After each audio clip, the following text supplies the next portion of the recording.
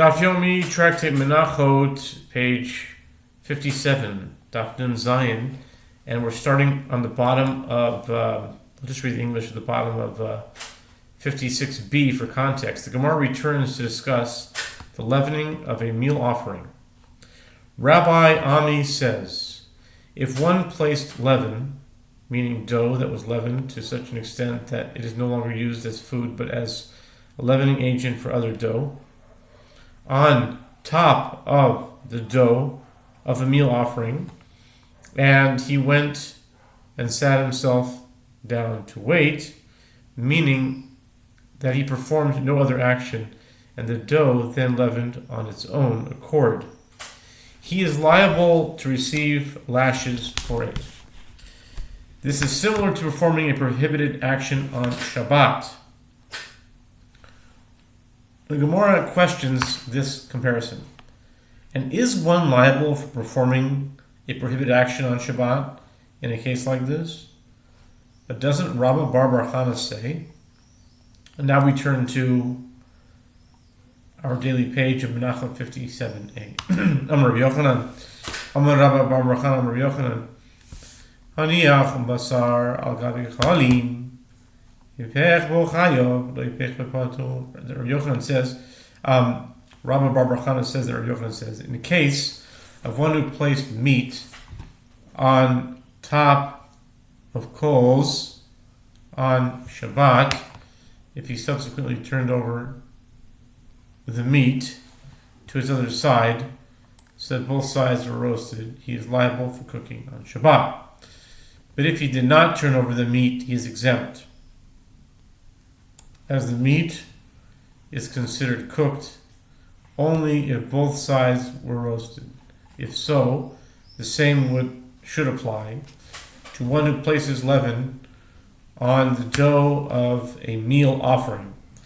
He should be liable only if he turns the dough over. This contradicts the ruling of Rabbi Ami. Amar Rava, my chayav nami Dika Amar Kemazitzni Shal Shabbat. Rava said, what does Rabbi Yochanan as well mean when he says he is liable to receive lashes for it? Similar to performing a prohibited action on Shabbat, he means that one who places leaven on the dough of a meal offering, even if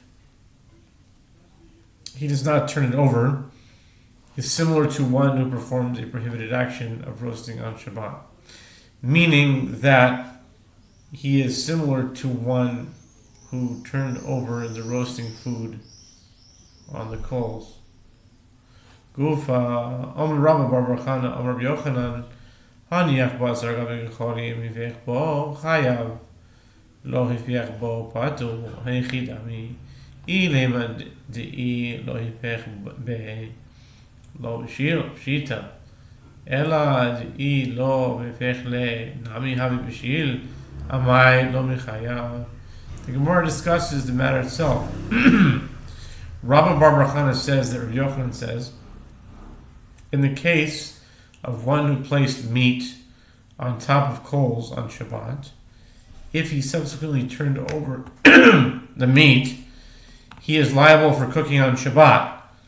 And if he did not turn over the meat, he is exempt. The Gemara asks, what are the circumstances of this case? If we say that this was a situation where if he does not turn over the meat, it would not cook, then it is obvious that if he does not turn it over, he is exempt. Rather, it must be referring to a case where even if he does not turn over the meat, it would nevertheless cook. But if so, why isn't he liable for merely placing the meat on the coals, despite the fact that he did not turn it over? Lo, tzricha, di'i lo hafech be, havi b'shil mitzad echad, kemachal ben drosai.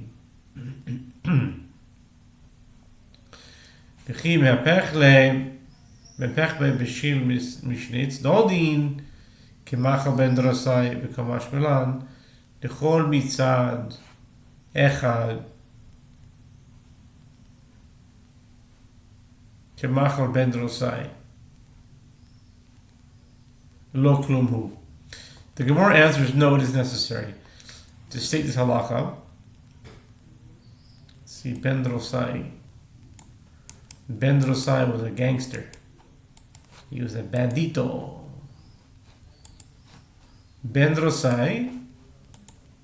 Wow. Okay. Ma'achal Ben Drosai. See, Ben Drosai equals 333. Machal Ben Drosai is 444. That's interesting. And Machal Ben Drosai is 424. That's very interesting. Mashiach ben David. Machal ben Drosai is Mashiach ben David. There's something here. This is deep. I'm sorry, this is deep. Look at this. Machal ben Drosai is equal to 444. Okay?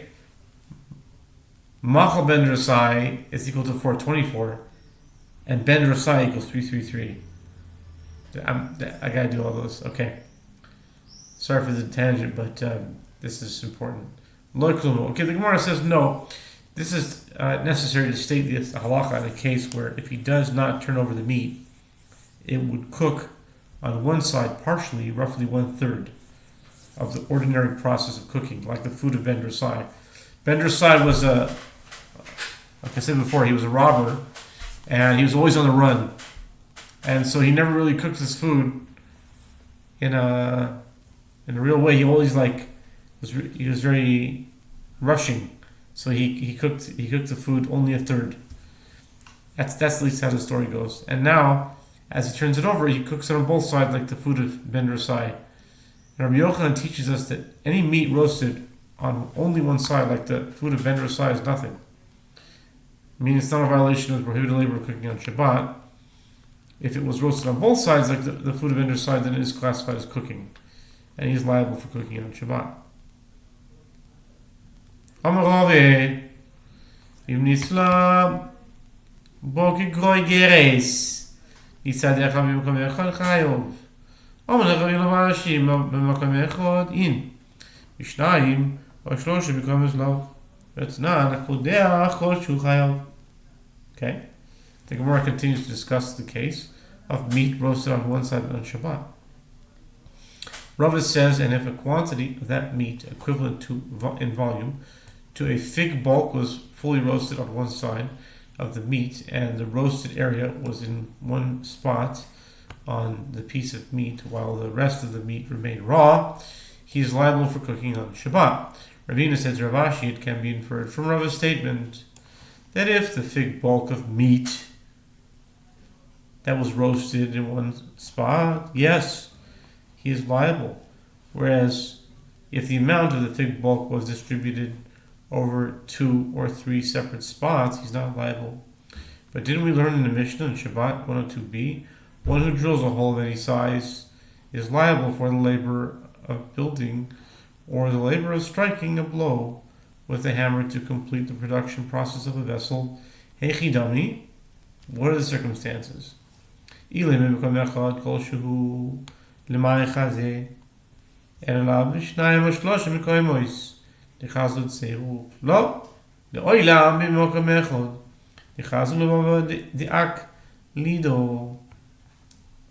say that the Mishnah is referring to one who drills a hole in one spot alone, why is he liable? For what purpose is a hole of any size, which includes a very small hole, fit to be used? Rather, is it not referring to one who drills holes in 2 or 3 different spots, and the reason he is liable is that these holes are not fit to be joined? Builders who require a large hole will often start by drilling a few small holes, which they later enlarge and join together. By the same logic, if the meat was roasted in a few spots, he should be liable as these can join together. The Gemara answers no. Actually, the Mishnah is referring to one who drills in only one spot, as one can say that the hole is fit as an entrance for the placement of the tooth of a key, a klida, which is very small.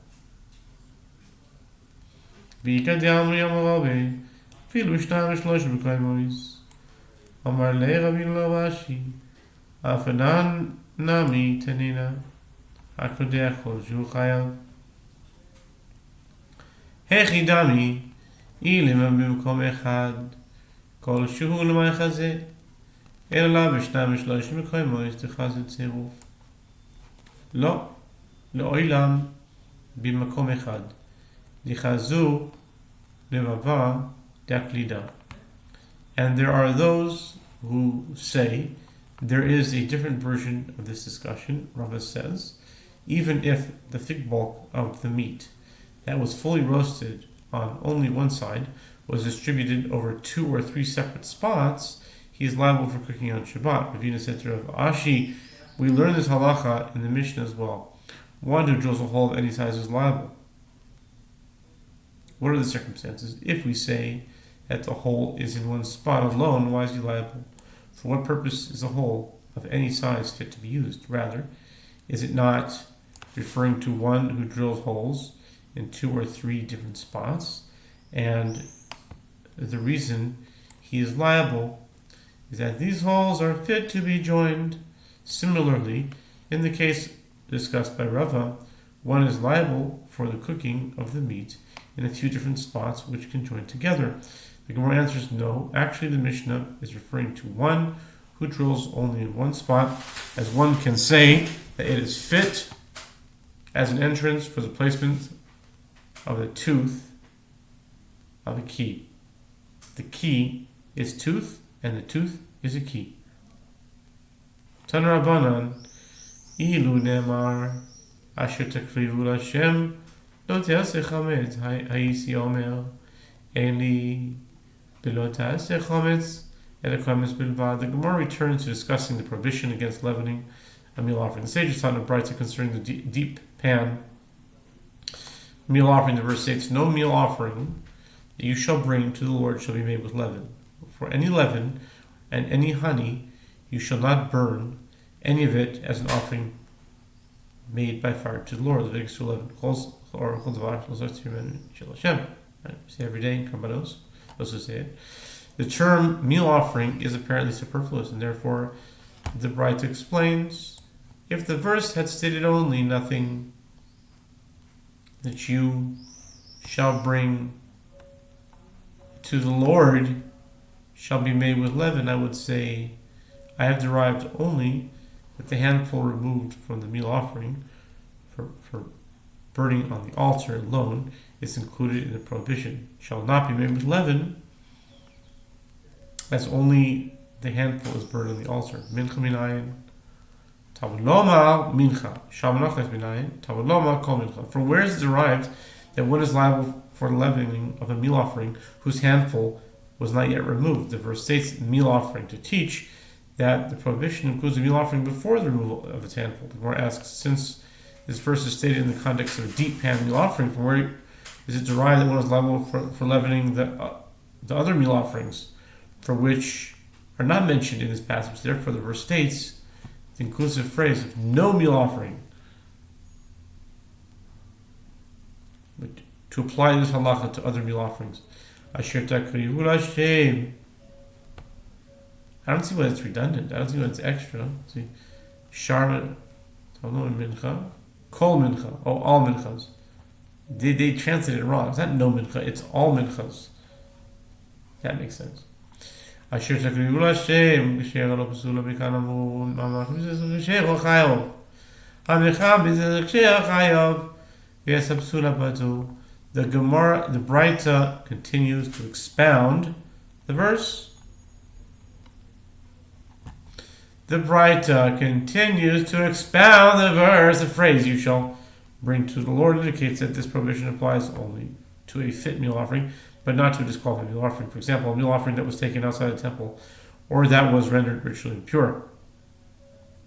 From here, the sages stated that one who leavens a fit meal offering is liable to receive lashes, but one who leaves a disqualified meal offering is exempt. Boy, Rav Papa, Chimso Yosef, Chazav Chimzemahu, Kevin Yosef Absilo, Lo, Yoise, Chi Hadar Machmisla, Lo, Michael Mishum, Mechamen Sechad Machmis, with regard to the ruling that the prohibition against leavening does not apply to a disqualified meal offering, Rav Papa raises a dilemma. If one leavened the meal offering when it was fit, and subsequently someone removed the meal offering and it emerged from the temple courtyard, and was thereby disqualified, and he again leavened it with the halacha, is he liable for the second leavening as well? The Gemara explains the possibilities.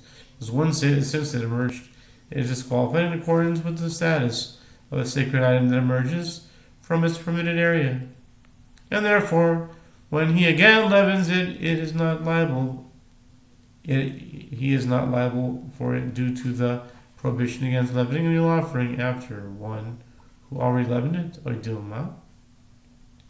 Kevin nechem chimtza pasul yotzelo mehalivei pri hadabach mitlei mechayiv ala mishum machmitz achel machmitz teiku. Here's another teiku here. We had this take already. We did this. This is can look it up, but let's see here. This is the Dilma. Okay, let's see. You know what? I'll bet you I can tell you what number take this is. We did this. It was not too long ago, actually. Let's see. You'll remember it probably good and well, I'm guessing.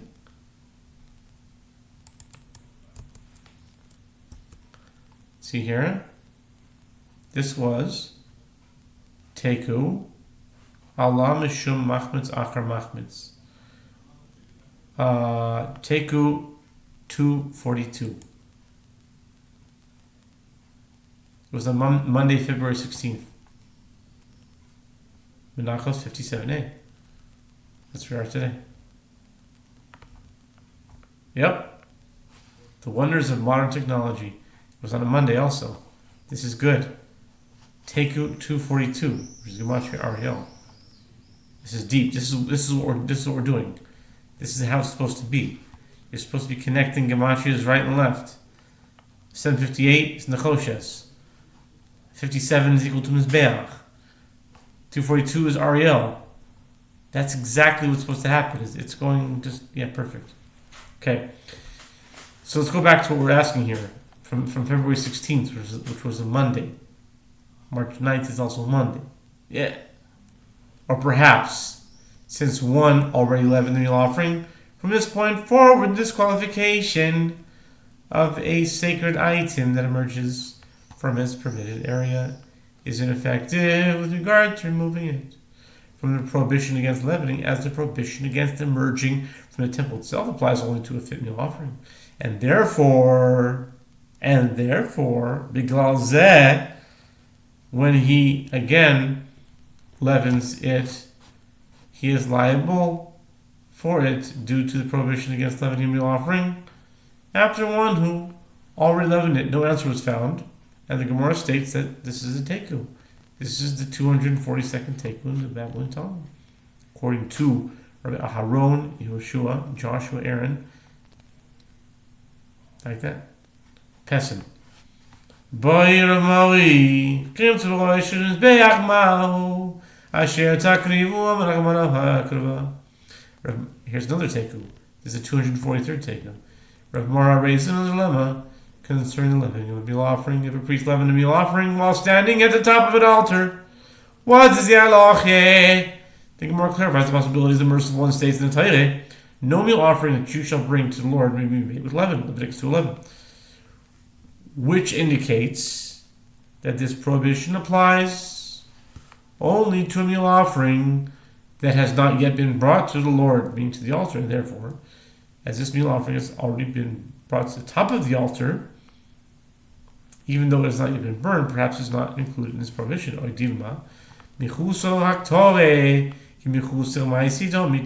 perhaps any offering whose burning has not yet been performed is considered like one whose action of sacrifice has not been performed, despite the fact that it's already been brought to the top of the altar. You shouldn't bring it to the altar. What if it's already there? Very, very clever, very good question. We don't know the answer. If so, this meal offering is included in the prohibition against leavening. No answer was found. The Gemara states Teku, we must wait until Elijah the prophet comes with the coming of Messiah.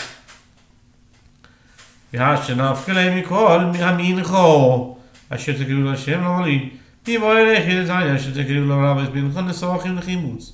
Diver Rabbi Yosef Lili. We keep Omer. The Rabbis Lechem upon the Chimutz. The Gemara asks, and now, as the time of the bride derives from the phrase, no meal offering, that the prohibition includes even a meal offering before the removal of its handful. Why do I need the phrase that you shall bring in the same verse? The Gemara answers, it is necessary for that which is taught in Braita. The verse states that you shall bring, in order to include a meal offering, brought with libations that accompany certain animal offerings, such as burnt offerings, peace offerings, and the sin offerings and guilt offerings of a leper, in the prohibition against leavening, unlike the standard meal offerings from which a handful is removed. These are entirely burned upon the altar, and the additional derivations necessary to include them in the prohibition against leavening. This is the statement of Rabbi Yosef Glili. Rabbi Kiva says this phrase serves to include the showbread in the prohibition against leavening. Minchas nisochim meperoisei. The Gemara clarifies these opinions. With regard to the opinion of Rabbi Yosef Glili, the Gemara asks, how is it possible to leaven the meal offering brought with libations? This type of meal offering is needed only with olive oil, which is a type of fruit juice. Okay, continue on, just to finish the idea. 57b. Umepeirois ein machmitzin amarish lokish omer haya Rabbi Yosef Glili minchas nesochim migablo b'mayim ucheshero. Okay, you're saying olive oil is considered a type of fruit juice. I didn't know that. It's news to me. And there is a principle that fruit juices do not leaven dough. So it means that olive oil wouldn't leaven dough. Reish Lakish says that Rabbi Yosef Glili would say, even though the oil of the meal offering brought with libations is plentiful, sometimes one might also need a meal offering with some water, if he considers it necessary to add it, and it is fit. If so, it is possible for this meal offering to leaven due to the water, and therefore the verse that you shall bring teaches the prohibition against leavening also applies to this type of meal offering. Okay? It's a bit of a stretch, but okay. It sounds like a Xer kind of thing. To be continued.